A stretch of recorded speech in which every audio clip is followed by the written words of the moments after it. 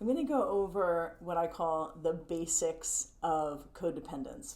So, my simple definition of codependence, how to tell if you're reacting from codependence, if you're in a codependent habit or behavior, how much of codependence is healthy and good and okay, and at what point does it kind of go into the red zone of something to give yourself the gift of looking at and helping to dissolve from your system.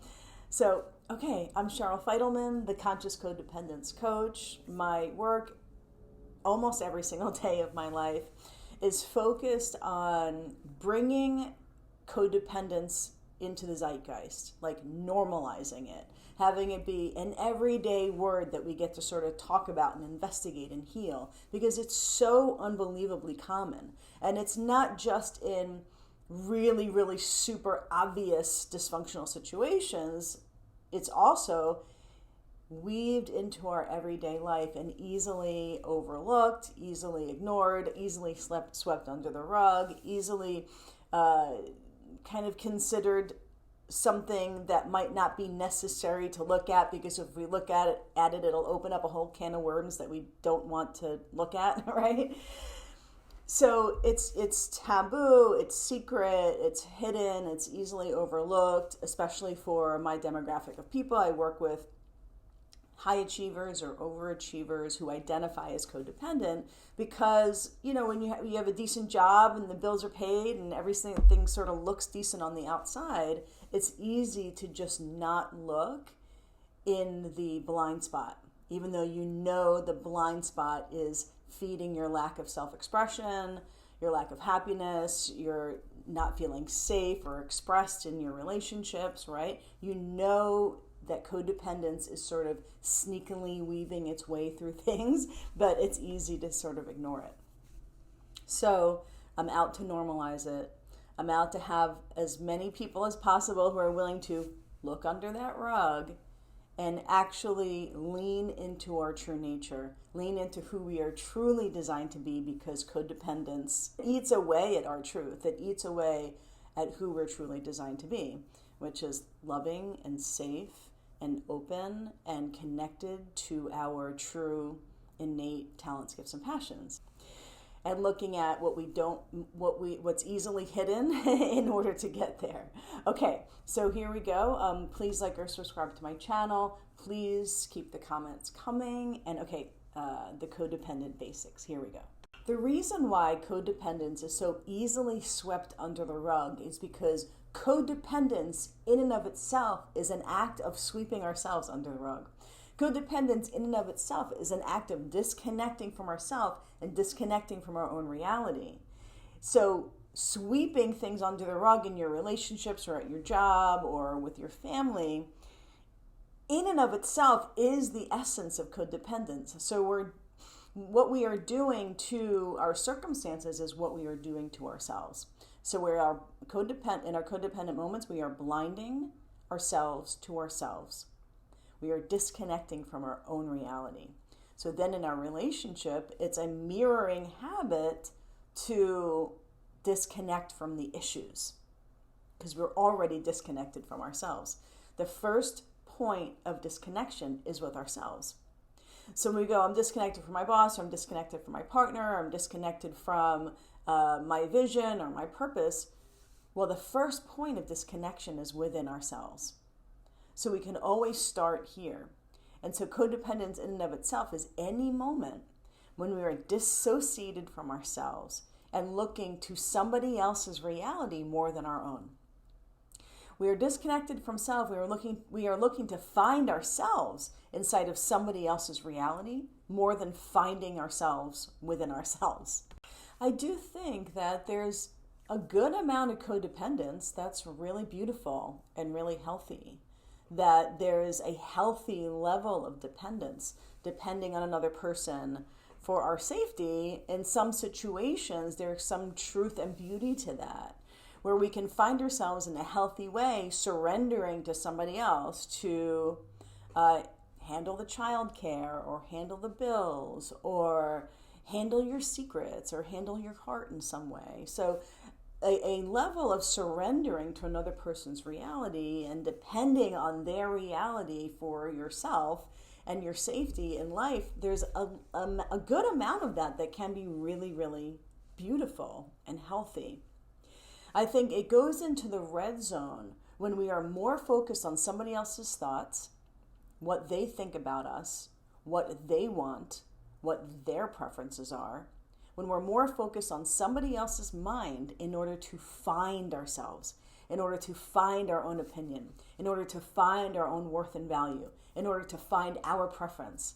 And so we are codependent, we are dependent on somebody else's mind to find our place in the matter. Codependence can also be super healthy when you find yourself surrendering to another person's opinion.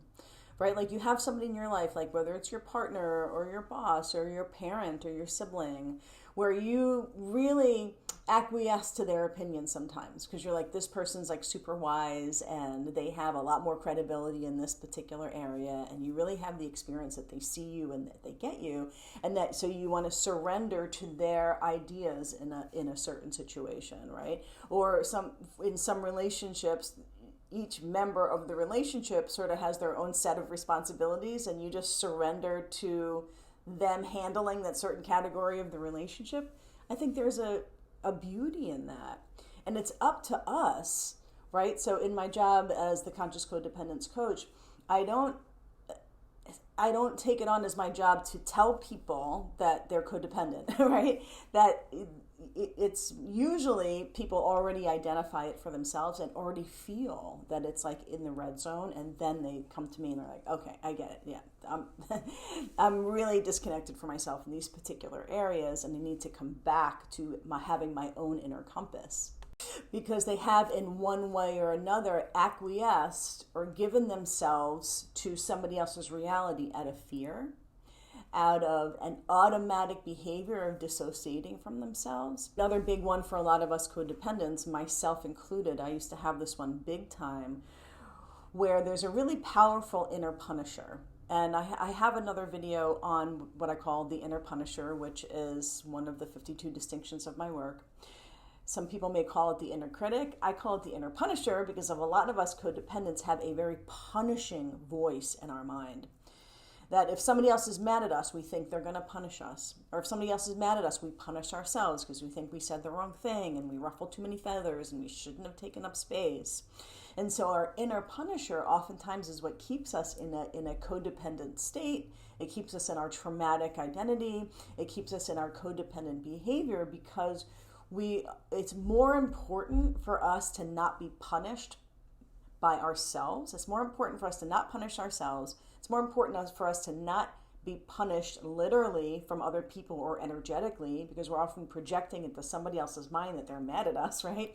It's more important for us to avoid anger and punishment at all costs. And so because of that, we will surrender or acquiesce. And so we start to notice that our codependence has gone into the red zone because the root of it is fear. Because the root of it is judgment. The root of it is actually an unhealthy, traumatic response or dissociation from self.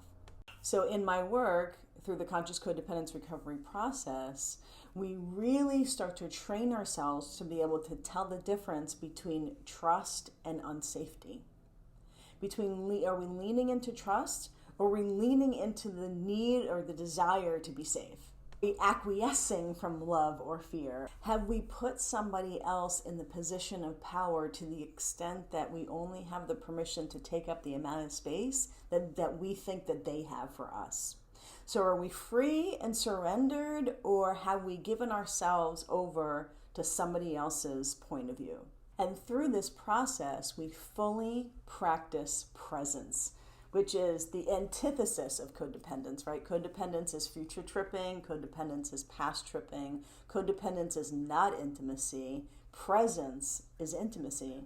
And the more present we are with ourselves and with another person, the more we can take up space, be connected to our own desires, curiosities, preferences, and opinions, because we are being present.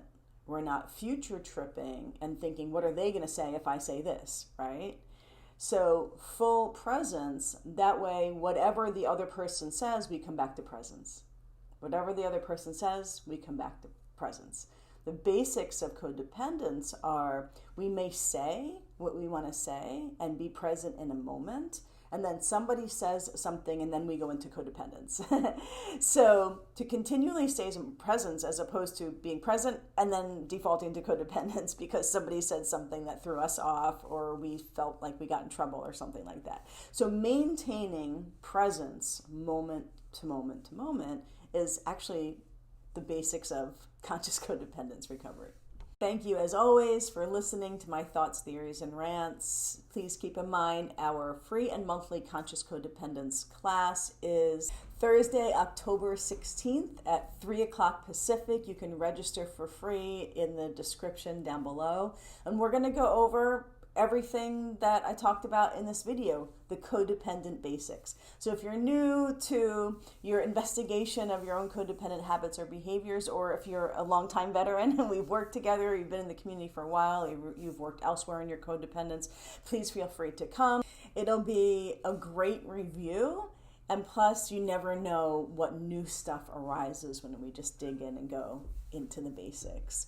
Also, a couple of announcements. Please keep a lookout in the next few weeks leading up to the holidays for the Conscious Codependence Starter Kit. It's a group of self-paced videos that I put together so you can watch them on your own time. They're taken straight from the Trauma to Truth process. Hope to see you in class this month and around the Conscious Codependence community. Always remember, your relationship with yourself is where it all begins. Happy healing, and life is now.